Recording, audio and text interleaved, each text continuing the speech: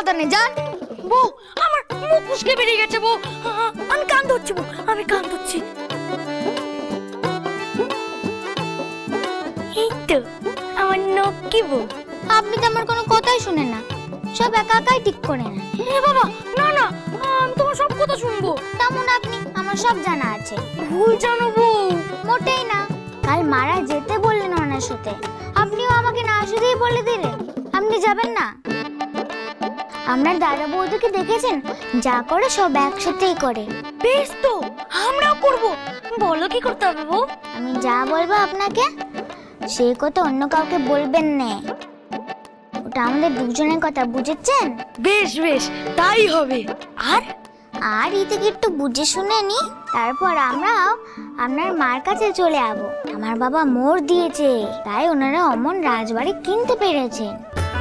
আমি কুড়ে করে কেন পড়ে থাকবো? ঠিকই তো, রাজকুমারীর জায়গা তো রাজবাড়িতে।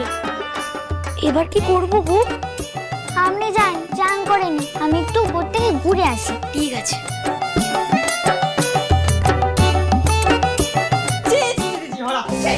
আমি ভাবতেও পারি না তুই আমার সেনাপতি হয়ে শেষে কিনা শত্রুর বোনের স্বপ্ন দেখছিস। স্বপ্নের ওপর কি আর তোর দখল থাকে মানিক? তুইও তো বউঠানের স্বপ্ন দেখেছিলিস, কি ইচ্ছে করে দেখেছিলিস? তোর এত বড় দুঃসাহস, তুই বউটানের সঙ্গে পুলির তুলনা করছিস? এক্ষুনি তুই নাক্ষর দিবি। দে নাক্ষর দে। কি করছো তোমরা? ওকে ছেড়ে দাও। তুমি আর ঘোড়াকে বাঁচিও না বউ। ফটিক যা করছে একদম ঠিক কাজ করছে। যেই শত্রুর নাম আমরা মুখেও নি না, সেই শত্রুর বোনের স্বপ্ন কিনা ও দেখছে। আজকে তোকে শাস্তি পেতে হবে। এই না, হরেন ঠাকুরপুকে যে যে স্বপ্ন দেখেছে আপনারা ওকে কিচ্ছু বলবেন না। আপনি আমাকে বাঁচালেন বউঠান। হরেন ঠাকুরপো, তুমি বুঝি পুলিকে সত্যি খুব ভালোবাসো? খবরদার হরা, তুই যদি হ্যাঁ বলেছিস না তো জীব আমি টেনে ছিঁড়ে দেবো। না না, পৃথ্বীরাজের সেনাপতি আমি সব মায়ের ফাঁদে পা দিই না। আমার কাজ হলো শত্রুপক্ষকে দুর্গভেদ করে মণিমাণিককে উদ্ধার করে নিয়ে আসা। সাব্বাস হরা, এই না হলে পৃথ্বীরাজের সেনাপতি। হ্যাঁ যাকে এসব স্বপ্ন দেখা বন্ধ কর, বুঝলি? আর অনেকদিন হলো আমরা কোনো অভিযানে যাই না। সেনাপতি, আগে মহারাজ, কোনো নতুন খবর আছে? আছে বই কি। তা বল। পশ্চিম বাগানের ল্যাংড়াগুলো পেকেছে, আজ তবে হামলা করা যাক মহারাজ। অবশ্যই সেনাপতি। ঠাকুমা তো বলেন কেউ যখন তার বন্ধুকে খুব ভালোবাসে, সব সময় তাকে তার পাশে চায়, তখনই তো এরকম হয়। হরেন ঠাকুরপো যদি পুলিকে নিজের বন্ধু বলে নাই ভাবে, তাহলে তো এরকম হওয়ার কথা নয়। তবে শোন, এই মাগো অভিযানে আজকে আমরা শুধু একা না, কুইন অরেঞ্জও যাবে আমাদের সাথে মাগো করাতে, বুঝলি? কি হলো, হাসছো কেন? ওটা মাগো নয়, ওটা ম্যাঙ্গো।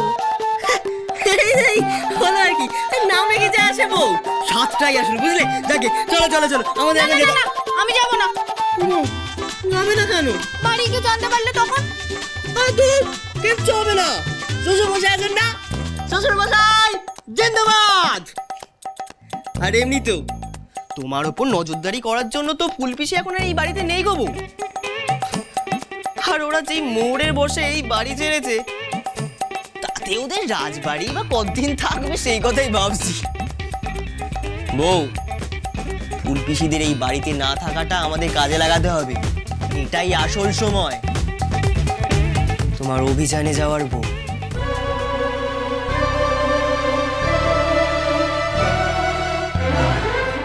ফুল না ঢাকলে কি হয়েছে, পাপড়ি তো আছে, সেটাই তো আমাদের জন্য যথেষ্ট।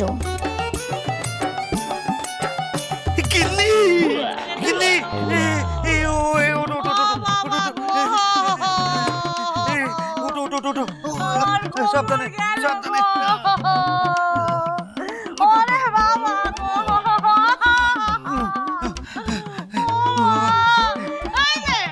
তুমি কি চোখের মাথা খেয়েছো?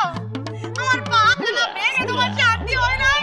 এখন কি আমার কোমর কানাও ভাঙবে নাকি গো বাবা? ভুল হয়ে গেছে রানীমা। এরকম ভুল যদি তোমার আর একবার হয়েছে না, তোমাকে এক চড়ে ভুবন করিয়ে দেবো। কোথায় লেগেছে? যাও, এখানে মোমের পুতুলের মতো দাঁড়িয়ে আছো কেন? ভাঙা চেয়ার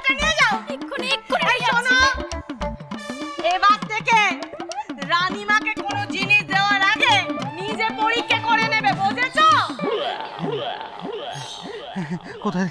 হ্যাঁ, খুব লেগেছে। মুকুজ্জে বাড়িতে তুই আমাকে খুব জ্বালিয়েছিলিস, এই জ্বালানোর প্রতিশোধ আমি এবার এই মেয়ের ওপর তুলবো।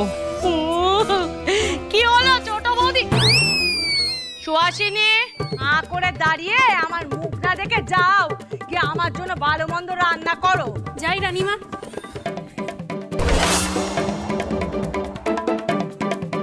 কি হলো? করে আকাশের দিকে তাকিয়ে কোথায় চললে? দেখে শুনে চলাফেরা করো। আজ্ঞে রানীমা। তুমি ওকে ফেলে দিলে কেন? বেশ করেছি, আমার দাসী, আমি যা খুশি তাই করব। আরে এটা তোমার কিসের রাজবাড়ি? যেখানে আছে ভাঙা চেয়ার, দেওয়ালে কোনো রং নাই, শোয়ার কোনো বেচানা নাই, 20খানা মোমো দিয়ে শেষে এই ভূতের বাড়ি কিনলে তুমি? হ্যাঁ গিন্নি, মানছি, পুরো বাড়িটাই ফাঁকা, কিচ্ছু নেই। খাঁচাখানা কত বড় দেখেছো? একটা ঘরের মধ্যে পুরো মুকুজ্জে বাড়ি ঢুকে যাবে। এই শোনো, পেল্লাই বাড়ি নিয়ে কি হবে? কিচ্ছু হবে না, থাকবো কোথায়? সব হবে গিন্নি, সবুর করো, সব থাকবে এখানে। বেলজিয়াম থেকে আয়না নিয়ে আসবো, সেই আয়নায় সাজবে তুমি। রাজস্থান থেকে নিয়ে আসবো পাথর, যা দিয়ে তৈরি হবে খাবার টেবিল। 100 বছরের পুরনো এই বাড়ি নীলকর সাহেবদের ইতিহাস ধরে রয়েছে। এই বাড়ির আনাচে কানাচে রয়েছে আভিজাত্য। এই যে এই দেওয়ালে আমি একটা জ্যান্ত হরিণের মাথা টাঙাবো, আর এখানে এখানে রাখবো একটা শ্বেত পাথরের ফুলদানি। আর এই মাঝখানটা জ্বলাবো একটা ঝাড়বাতি।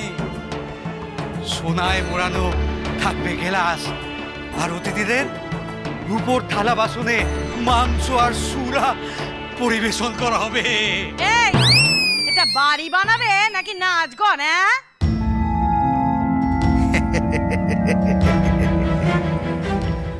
অন্দরমহল তুমি নিজের মতো সাজিও গিন্নি, আর বাইরের মহল আমি নিজের পছন্দ মতো সাজাবো। সেখানে তোমার প্রবেশও নিষেধ। আমি তোমাকে বিরক্ত করব না, আর না তোমার কোনো কিছুর অভাব থাকবে। তবে তুমিও সব ব্যাপারে নাক গলাতে আসবে না। আর যদি ট্যাপও করো, রানী সুধাময়ী চাটুর্যিকে এক লাথি মেরে বের করে দেবো এই রাজবাড়ি থেকে। তাই যা করার ভেবে করো, কারণ এই বাড়ি থেকে বেরিয়ে গেলে আর যাবেটা কোথায়? মুকুজ্জে বাড়ির দরজাটাও তো বন্ধ। না না বাবা, আমি ওকে গাটাবো না। আমার রাজা যা পারে করুক, আমি রানী হয়ে থাকলেই হলো। এই কমলা, কমলা, গরম জল চাপা।